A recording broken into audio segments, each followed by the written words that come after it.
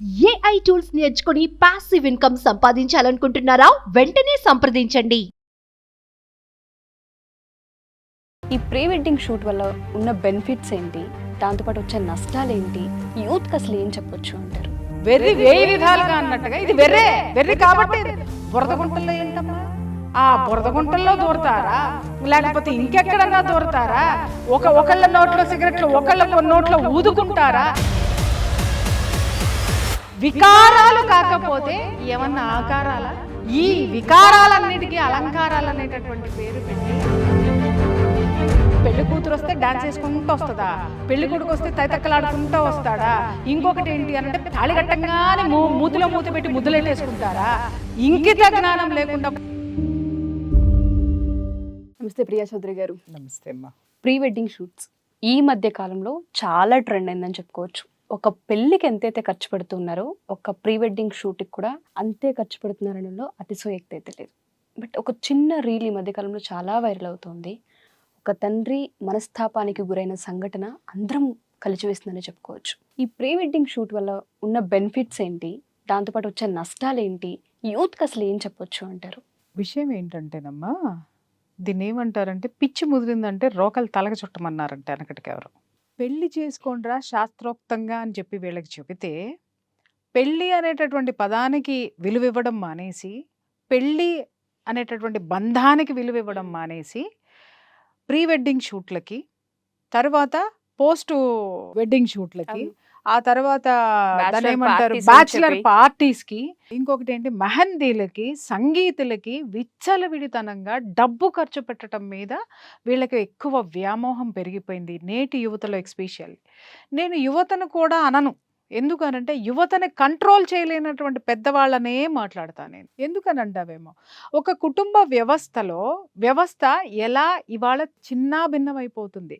100 కోట్లు ఖర్చు పెట్టి పెళ్లి చేసుకున్నా కూడా మాకు తెలుసు, మమ్మల్ని అడిగితే మేము చెప్తాం, 3వ రోజుకే డివోర్స్ మెట్లు ఎక్కుతున్నాయి, లేదా 3వ నెలకి ఎక్కుతున్నాయి, లేదా 3వ వారానికే మా దగ్గర కౌన్సిలింగ్లకు వచ్చేస్తున్నారు. కారణం ఏంటి అనంటే బంధం అంటే ఏంటో వాళ్ళకి తెలియదు. ఆ బంధం అనేది మనసులో వాళ్ళకి ఉండటం లేదు. ఆ దానికి ఇవ్వడం మానేసేసి, విలువ ఇవ్వడం మానేసేసి ఇవాళ చూడండమ్మా, సరే ప్రీ వెడ్డింగ్ షూట్లు పెట్టుకు వస్తున్నారు కదా, వాటిలో చావచ్చు కదా, నేను ఇలా మాట్లాడుతున్నానని ఏమనుకోవద్దు. ఆ తర్వాత పెళ్లిలో చూడండి 500 మందిని, 1000 మందిని, 2000 మందిని పిలిచేస్తారు పెళ్లికి. ఓ కరెక్ట్గా ఒక 100 రకాల వంటకాలు పెడతారు, అన్నీ బాగున్నాయి. దేనికోసం పిలిచావు నువ్వు బంధుమిత్రుల్ని? 2000 మందిని, 100 మందిని, 500 మందిని దేనికోసం భోజనాలు పెట్టావు? నువ్వు దేనికోసం పెట్టావు? నీ కొడుకు పెళ్ళనో కూతురు పెళ్ళనో పిలిచావు, పెట్టావు. మరి ఆ పెళ్లి చూడడానికి నువ్వు ఎక్కడైనా ఖాళీ ఇస్తున్నావా వచ్చిన వాళ్ళకి? చెప్పండి. చుట్టూ కెమెరామెన్లే ఉంటారు, చుట్టూ వాళ్ళే ఉంటారు. ఇంకొకటి ఏంటంటే ఈ మధ్యకాలంలో దరిద్రమైనటువంటి దగుల్బాజీ తనమనే అంటాను నేను, ఎవరికి కోపమన్నా రానివ్వండి, పెళ్లి కూతురు పెళ్లి మండపానికి ఎట్ట వస్తుందమ్మా అంటే తైతక్కలాడుకుంటూ వస్తుంది, డాన్స్లు వేసుకుంటూ వస్తుంది. ఇది ఏమన్నా సినిమా షూటా, పెళ్ళా?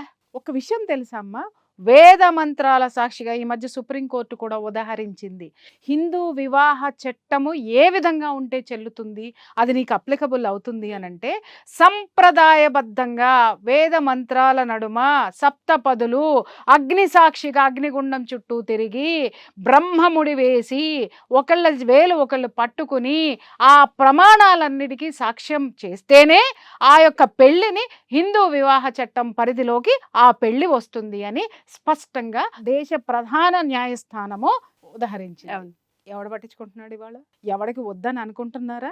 వీళ్ళందరూ చివరికి వీళ్ళ బతుకుల్లో తగలబడేటటువంటి ఈ అనర్థాలన్నిటికీ చివరికి వీళ్ళు తేలేది ఆ కోర్టు మెట్ల మీదే. ముందు ఉన్నత న్యాయస్థానాలు, అసలు న్యాయస్థానం తీర్పులేంటో, న్యాయస్థానం కూడా మన యొక్క సంప్రదాయానికి విలువనిస్తేనే దాన్ని నేను గుర్తిస్తాను, అది వివాహ బంధం కింద పరిగణించబడుతుందని అంత స్పష్టంగా చెప్పినప్పుడు కేవలం ఇవాళ పెళ్ళిళ్ళు, పెళ్లి కూతురు వస్తే డాన్స్ వేసుకుంటూ వస్తుందా, పెళ్లి కొడుకు వస్తే తైతక్కలాడుకుంటూ వస్తాడా, ఇంకొకటి ఏంటి అనంటే తాళి కట్టంగానే మూతిలో మూతి పెట్టి ముద్దులెట్టేసుకుంటారా? ఏమండి, ఏది ఎక్కడ జరగాలో కూడా కొంచెమన్నా అవగాహన, ఇంకిత జ్ఞానం లేకుండా కొట్టుకొని చచ్చిపోతున్నారా ఈ యువత? ఎవరు చెప్పాలి వీటన్నిటికీ? పెద్దవాళ్ళు ఏం చేసి వస్తున్నారు, వాళ్ళు కూడా చప్పట్లు కొట్టుకొని ఎర్రి ముఖాలల్లో వేసుకొని కూర్చొని, నిజంగా చెప్తున్నాను, వివాహం అనేటటువంటి తంతుని, ఆ బంధాన్ని ఇవాళ నవ్వుల పాలు చేసి రోడ్డు మీద పడేసి ఒక సినిమా షూట్ మాదిరి పెళ్లిళ్ళు జరుగుతున్నాయి తప్ప ఒక బంధాన్ని, ఇది 2 కుటుంబాలు కలిసి ఒక బంధాన్ని ఏర్పరచుకుని ఆ బంధం ద్వారా ఇద్దరు మనుషులు ఒకటయ్యి వాళ్ళు ఒక కొత్త జీవితంలోకి వెళ్తున్నారు. వాళ్ళకంటూ ఒక కుటుంబాన్ని ఏర్పరచుకోవడానికి, ఒక బంధాన్ని ఏర్పరచుకుని ముందుకు సాగుతున్నారు అనేటువంటి ఆలోచనల పేరులో ప్రీ వెడ్డింగ్ షూట్లు వేయి విధాలుగా అన్నట్టుగా ఇది వెర్రి కాబట్టి బురదగుంటల్లో ఏంటమ్మా, ఆ బురదగుంటల్లో దూరతారా, లేకపోతే ఇంకెక్కడన్నా దూరతారా, ఒకళ్ళ నోట్లో సిగరెట్లు ఒకళ్ళ నోట్లో ఊదుకుంటారా? వికారాలు కాకపోతే ఏమన్నా ఆకారాలా? చెప్పండి, ఏమన్నా అలంకారాలా? ఈ వికారాలన్నిటికీ అలంకారాలు అనేటటువంటి పేరు పెట్టి అసలు సిసలైనటువంటి వేద మంత్ర ఘోష ఏదైతే ఉందో అది పంచభూతాలను పిలిచి మీ యొక్క బంధాన్ని ఏకం చేసేటటువంటి అద్భుతమైనటువంటి ఆ వేద మంత్రాల యొక్క ఆ సౌండ్స్ ఏవైతే ఉన్నాయో అది మీ శరీరంలో ఉన్న ఆరాని తాకి ఒక ఇద్దరి మధ్య ఒక దాంపత్య బంధాన్ని ఏర్పరుస్తుంది. అలాగే తాళి కట్టినప్పుడు ఆ నెత్తి మీద జీలకర్ర బెల్లం ఏదైతే పెడతారో అమ్మ, అది పెట్టినప్పుడు మొట్టమొదటి ఈ పిల్ల స్పర్శ, ఆ పిల్లవాడి స్పర్శ ఈ పిల్లకి, ఈ పిల్ల యొక్క స్పర్శ ఆ పిల్లవాడికి వచ్చి మనసులో ఒక విధమైనటువంటి పులకింత రేగుతుంది. ఆ పులకింతే ఆ యొక్క ఆరాసు కలుస్తాయి. అది కలిసి ఒకరినొకరు తాకటం మొదలు పెడతాయి అన్నమాట. ఆ తర్వాత తాళి కట్టేటప్పుడు వరుడికి ఉండేటటువంటి గర్వం ఏదైతే ఉంటుందో, అరే ఈమెని నేను నా భార్యగా చేసుకుంటున్నాను, ఈ రోజు నుంచి నేను ఒక పురుషుడిగా నేను మారుతున్నాను అని చెప్పేసి ఒక గర్వం ఏదైతే ఉంటుందో, ఒక బాధ్యతను తీసుకునేటటువంటి తత్వాన్ని కూడా ఇస్తుంది. అలాగే తల వంచి తాళి కట్టించుకునేటటువంటి ఆ పెళ్లి కూతురు మనసులో, అరే ఈ రోజు నుంచి ఈ తాళి నా గుండెల మీద ఉండేటటువంటి ఈ తాళి నా గుండెల్లో ఒక బంధాన్ని ఇచ్చి, ఒక బాధ్యతని నా చుట్టూ, ఈ సమాజంలో నాకు ఒక సెక్యూరిటీని ఇస్తుంది ఇది అని గుండెల మీద ఇలా పదుపుకుని ఎందుకు పెట్టుకుంటుందంటే, దిస్ ఈజ్ మై సెక్యూరిటీ. ఏ విధవా నన్ను తాకకుండా, ఎవ్వరూ నా జోలికి రాకుండా, ఎవరూ నన్ను తక్కువగా చూడకుండా, అబలనని చూడకుండా నన్ను సబలని చేస్తుంది ఇది అని చెప్పేసి ఆ తాళిబుట్టును భద్రంగా పట్టుకుంటుంది. అది దాని అర్థం.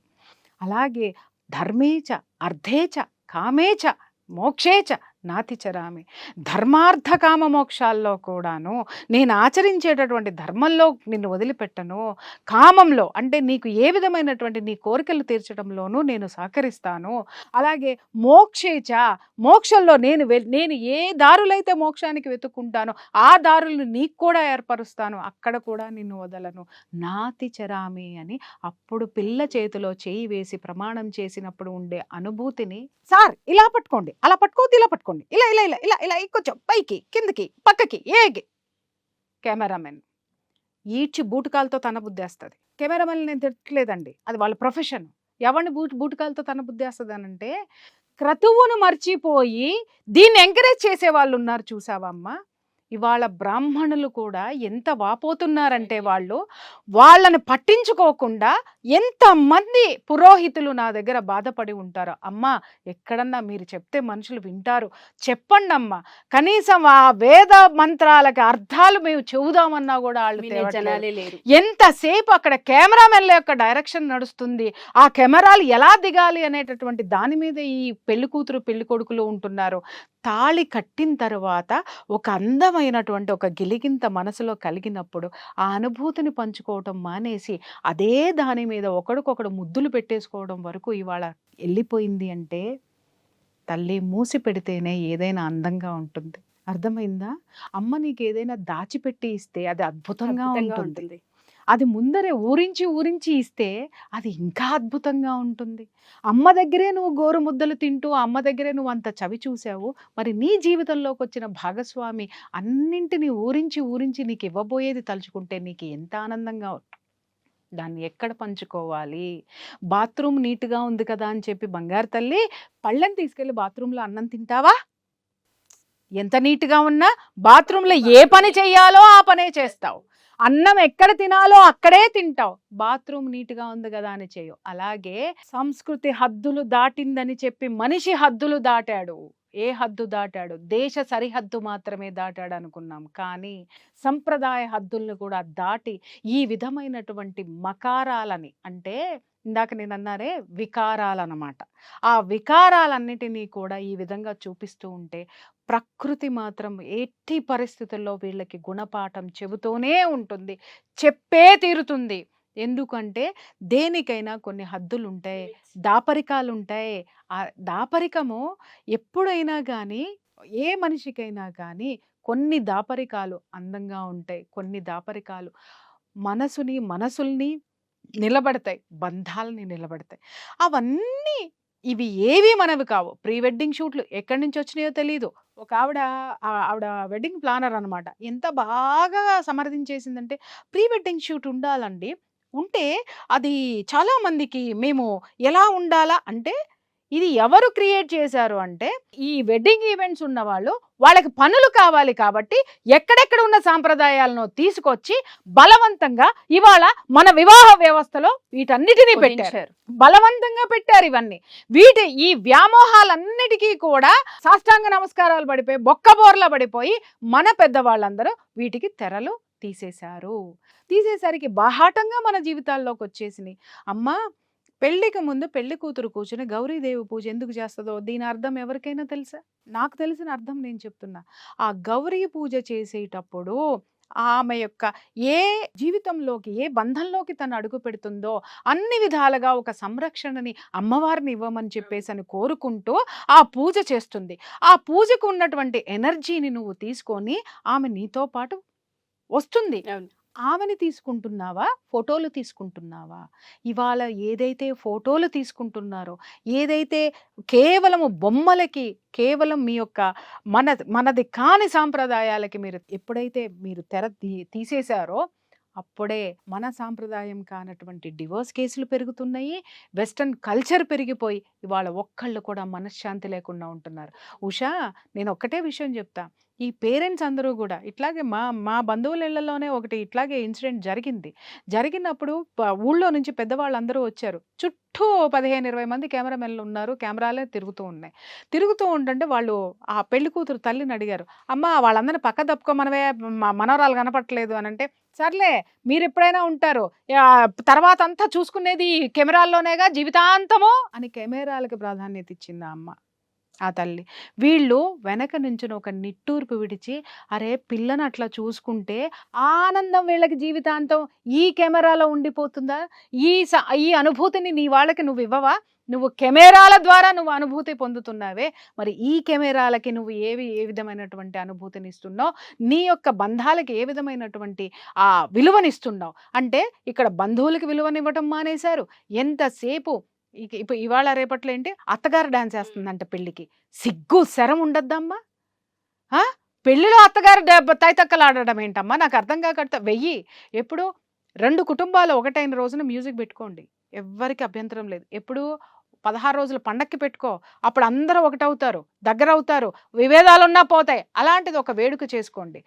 పెళ్లికి ముందే తైతక్కలు ఆడేస్తారు, పెళ్లికి ముందే తాగేస్తారు. ఈ మధ్య కాలంలో ఒకటి నేను విన్నాను, ఒక పెళ్లికి వెళ్ళినప్పుడు మగవాళ్ళందరూ ఒకవైపుకు పోండి, ఆడవాళ్ళందరూ ఒకవైపు. ఇది ఏంది మగవాళ్ళందరూ ఆడవాళ్ళందరూ అంటే, ఇదివరకటి వెనకటికి భోజనాలు అట్లాగే ఉంటాయి.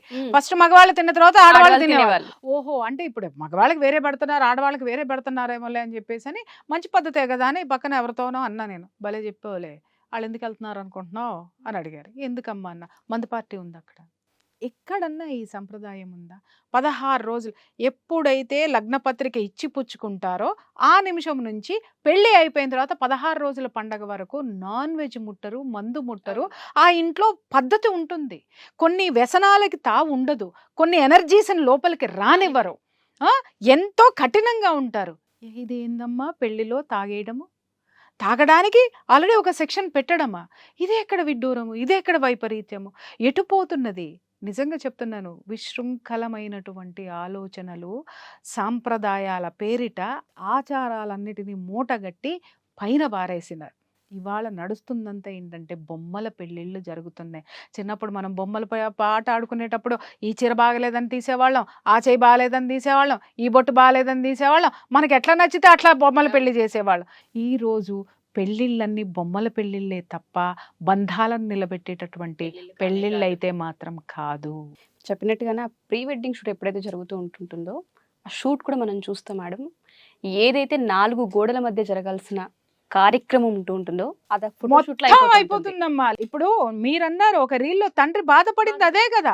ఏంటి అని అంటే, అరే నా కూతుర్ని బికినీలేసి ఆ బీచ్ షూట్ లో చూశాను, ఇవాళ పెళ్లి ఆగిపోయింది, వాడు దుర్మార్గుడే. కానీ నా కూతురు ఏ చీర కట్టులో ఉందో ఆ చీర కట్టులో ఉన్నట్టయితే నేను సంతోషపడేదాన్ని. బికినీ షూట్లన్నీ సోషల్ మీడియాలో వైరల్ అవుతున్నాయి, నా బిడ్డని ఆ కళ్ళతో నేను చూసుకోలేను జీవితాంతం అని చెప్పి కదా ఆ తండ్రి బాధపడ్డాడు.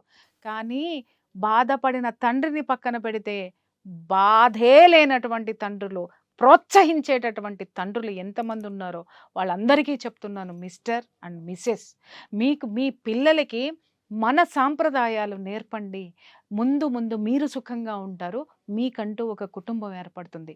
సంప్రదాయాలని కాదని చెప్పి ఇలాంటి వాటి అన్నిటికీ కూడా పాశ్చాత్య పోకడలన్నిటినీ సాంప్రదాయాల పేరు మీద తీసుకొని వచ్చి ఎవడెవడో బతుకు తెరువు కోసం ఏదేదో ఫాల్స్ సాంప్రదాయాలని చెప్పి పెట్టి ఏవైతే పెట్టారో వాటి వల్ల డబ్బు దండగా, సమయం దండగా, రేపొద్దున 3 నాళ్ళ ముచ్చటగా మిగులుతుంది ఈరోజు పెళ్ళిళ్ళన్నీ కూడాను.